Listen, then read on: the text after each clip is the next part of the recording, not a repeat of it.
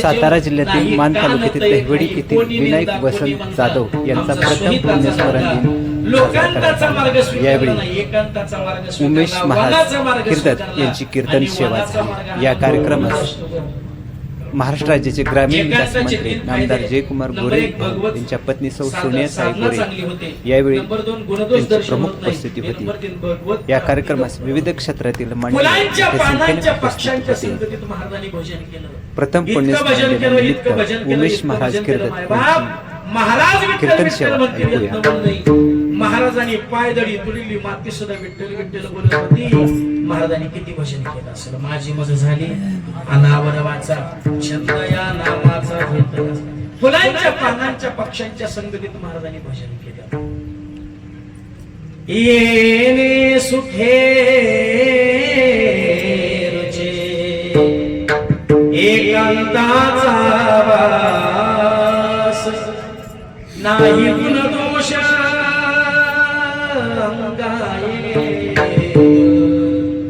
वृक्ष आम्हा सोयरे वनचरे वृक्ष आम्हा सोयरे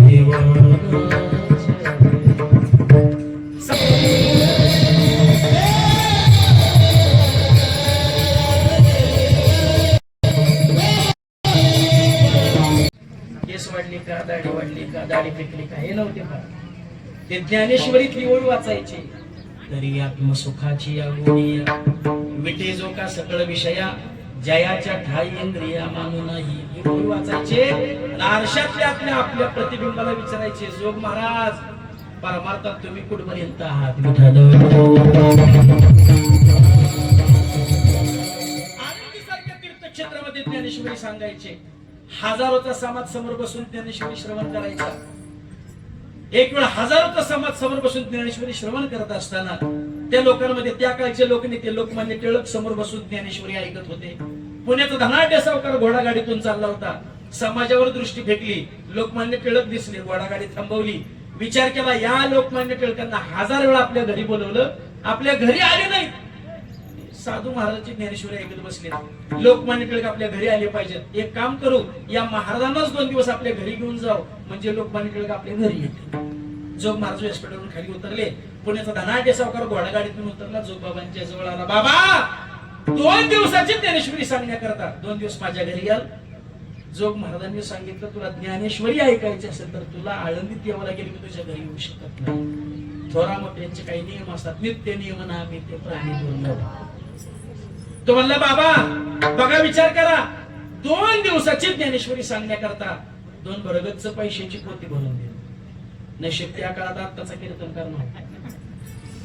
आताचा कीर्तनकार म्हणला असता 2 दिवसात ज्ञानेश्वरी सांगून होत नाही, 7 दिवसात सप्ताह करावा लागेल। 7 पोती घराकडे ते जोग महाराज होते हात जड करलाच चालू लागले। तो पुण्याचा धनाढ्य सावकार पुन्हा पुण्यात बाबांच्या पुढे जाऊन म्हणाला बाबा विचार करा 2 दिवसाची ज्ञानेश्वरी सांगण्याकरता 2 भरगतच पैशाची पोती देणारा या महाराष्ट्राच्या पाठीवर एकटाच पट्टे म्हणजे विचार करा। जोग महाराज त्याला उत्तर दिलं 2 दिवसाची ज्ञानेश्वरी सांगण्याकरता 2 भरगतच पैशाची पोती देणारा या महाराष्ट्राच्या पाठीवर तू एकटाच पट्टे असशील, पण एवढ्या संपत्तीला लाथ मारणारा जगाच्या पाठीवर एवढाच पट्टे। जोग महाराजांनी जर माऊलीचं भजन सुरू केलं तर माऊलीची समाधी डोलत होती। भजन म्हणून जोग महाराज करत होते। शेवटचा काळ जवळ आला।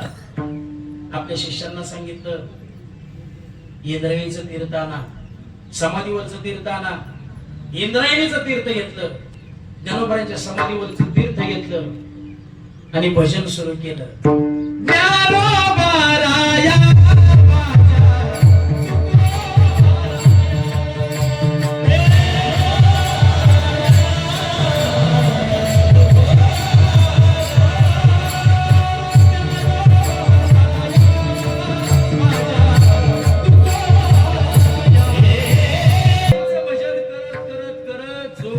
आपला देह ठेवला यासाठी केला होता शेवटचा दिस गोड बाबा।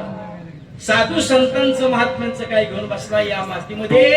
एका पक्षाने आपला शेवटचा दिवस गोड केला, त्या पक्षाचं नाव होतं जटायू।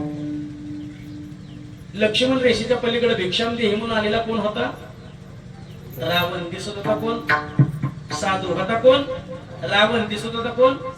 असंच सीतामाई उचलली आकाशमार्गी घेऊन चालणार. जटायू पक्षाने पाहिलं कोणीतरी नराधम आपला स्त्रीला घेऊन चाललाय. प्रतिकार करण्याचा प्रयत्न केला. परिणाम माहितीये तुम्हाला? रावणाने जटायूचे दोन्ही पंख छाटले आणि जटायू दारा तीर्थ पडला.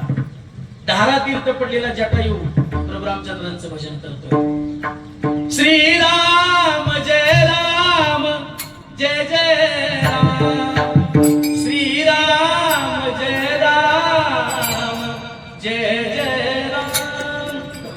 श्रीरामांचे भजन सुरू आहे. इकडे लक्ष्मणजी आणि प्रभू रामचंद्र सीते सीते सीते शोध घेत घेत अरण्यामधून फिरतायत. जटायू पर्यंत आले. जटायूच्या भजन चाललेलं प्रभू रामचंद्रांच्या कानावरती पडलं. धावत धावत जटायू जवळ गेले. जटायूचं डोकं आपल्या भगवंतांनी उजव्या पायाच्या मांडीवरती घेतलं. जटायूला विचारलं कोणी तुमची ही अवस्था केली? जटायूने सांगितलं सीतामाईला घेऊन तो लंकेचा रावण घेऊन चालला. मी प्रतिकार करण्याचा प्रयत्न केला. रावणाने माझे दोन्ही पंख छाटले. गळनिशी प्रभू रामचंद्राच्या डोळ्यातून अश्रू आले. माझ्या पत्नीचं रक्षण करण्याकरता तुम्ही तुमच्या प्राणाची आहुती दिली. सांगा बरं तुम्हाला जिवंत करू का? जटायू हसायला लागले. रामा आज माझ्यासारखा भाग्यवान मीच आहे का? जे भाग्य तुमच्या बापाला लाभलं नाही ते भाग्य आज मला लाभलंय. ज्या वेळेला राम राम करत दशरथाने आपला प्राण सोडला त्या वेळेला प्रभू रामचंद्र दशरथाजवळ नव्हते. शेवटचं पाणी रामाने दशरथाला पाजलं नाही. दशरथांच्या अंत्यविधीला सुद्धा प्रभू रामचंद्र नव्हते. पण आज माझ्यासारखा भाग्यवान मीच आहे. देवा माझं डोकं तुमच्या उजव्या पायाच्या मांडीवर आहे. तुमच्या हातून देवा मी शेवटचं पाणी घेतोय.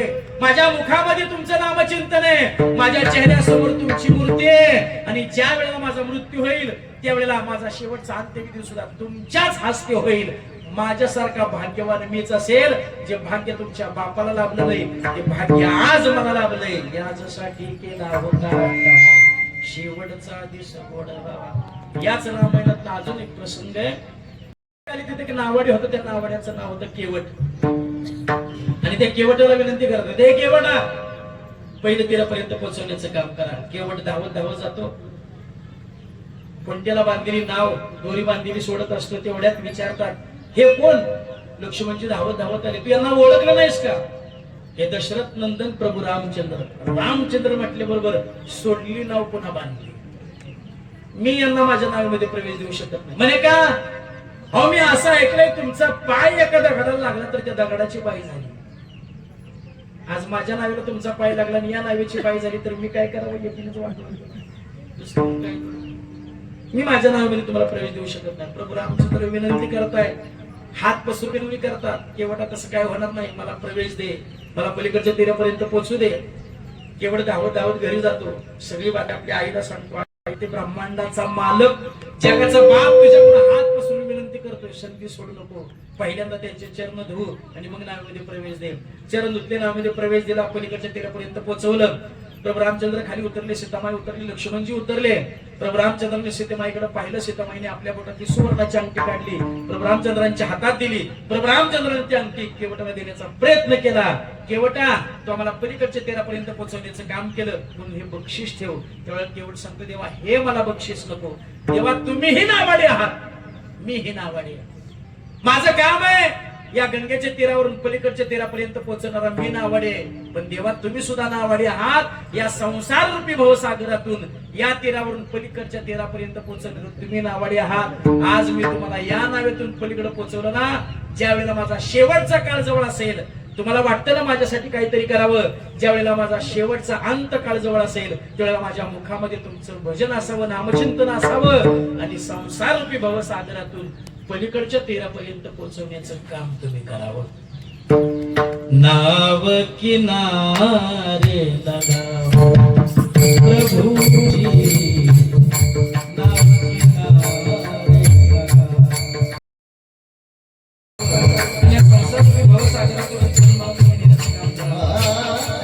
विचार करा. मनुष्याचं जीवन क्षणभंगुर आहे. कधी शेवटची घटी काही माहित नाही. गेलेलं वर्ष पुढं नाही, गेलेला महिना पुढं नाही, गेलेला आठवडा पुढं नाही, घेतलेला श्वास पुढं नाही. घरातून बाहेर पडलेला आपला पुरुष वापस घरात येईल का माहित नाही. हातामध्ये घेतलेला अन्नाचा घास खाली उतरेल का नाही माहित नाही. एवढं क्षणभंगुर मनुष्याचं आयुष्य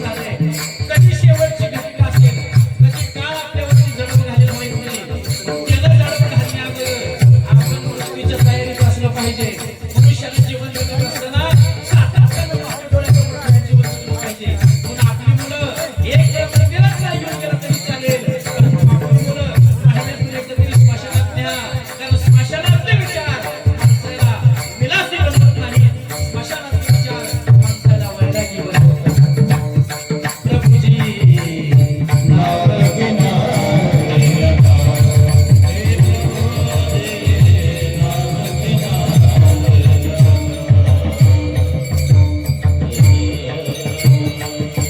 महाराज म्हणतात, आता मी निश्चिंत झालो, माझी सगळी ती कर्तव्य संपली. जे काम घेऊन मी या मृत्यू लोकामध्ये जन्माला आलो होतो, आम्ही वैकुंठ वासी आलो याची कारण असे बोलिले जे ऋषी साच भावी वर्ताया. ते काम माझं झालं, मी निश्चिंत झालो, माझ्या 20व्यापर्यंत पोहोचलो. कोणता 20वा? जीवाचं देवाशी ऐक्य म्हणजे 20वा. तुका पंढरीशी गेला, पुन्हा नाही जन्म आला. देव पाहायाशी गेलो, तेथे देवची होऊन ठेवलो. याचा परिणाम असा झाला, माझी सगळी तृष्णा संपून गेली. याचं कारण काय असेल तर ते भगवंताचं नामचिंतन. ते भगवंताचं नामचिंतन सातत्यानं माझ्या मुखामध्ये आलं, याचं मला कौतुक वाटतं. म्हणून महाराज म्हणतात, कौतुक वाटे झाले या वेचाचे, नाम मंगळाचे तेने गुणी. सातत्यानं भगवंताचं नामचिंतन केलं, कारण महाराजांना माहित होतं त्या भगवान परमात्म्याने इतका सुंदर देह दिला. हात, पाय, कान, नाक, डोळे, त्वचा सगळं जिथल्या तिथं दिलं. तरी सुद्धा लोक आम्हाला विचारतात, महाराज त्या देवाने आम्हाला काय दिलं? अरे काय दिलं? इतका सुंदर देह दिला, त्याच्यामध्ये डोकं दिलं, त्याच्यामध्ये बुद्धी दिली, त्याच्यामध्ये विचार करण्याची प्रक्रिया दिली, डोळे दिले, त्याच्यामध्ये दृष्टी दिली, नाक दिलं, त्याच्यामध्ये श्वासाचं यंत्र दिलं, तोंड दिलं, जीभ दिली, दात दिली, हृदय दिलं, फुफ्फुस दिलं, लांबट दिलं, मोठं दिलं, जठराग्नी दिला, हात दिले, पाय दिली, नख दिली. अजून काय द्यायला पाहिजे राजा तुला? अजून काय द्यायला पाहिजे?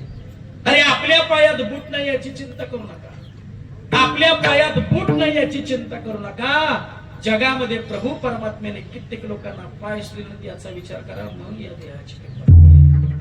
इतका सुंदर देह दिला कशा करता? जेने हा जीव दिला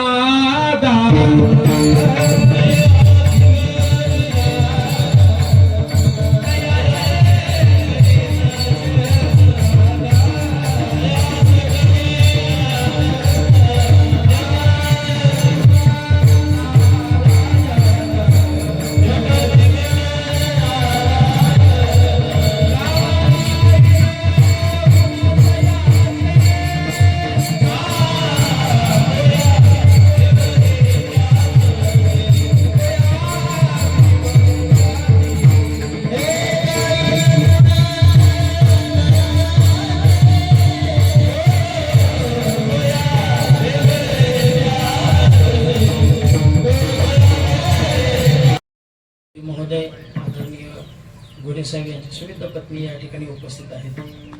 त्यांच्याकडे एका सर्वांनी जोरात इतका सुंदर देह दिला. हात, पाय, कान, नाक, डोळे, त्वचा कशा करता दिला? देवी दिला देह. 17व्या अध्यायाची सुरुवात करताना माऊली सांगतात, म्हणून ये सातवी कोणते सेविजे, ते सत्वाची वाढी पाळवीजे, राजसा तामसा होईजे. माऊली सांगतात सात्विक अन्न ग्रहण करा, सात्विक गुणाची वाढ होईल. देवाला सुद्धा तेच आवडतात. कोणी कन्या पुत्र होते सात्विक दयाचा हरिक वाटे देव. इतका सुंदर देह दिला, भगवंताचं भजन करण्याकरता दिला.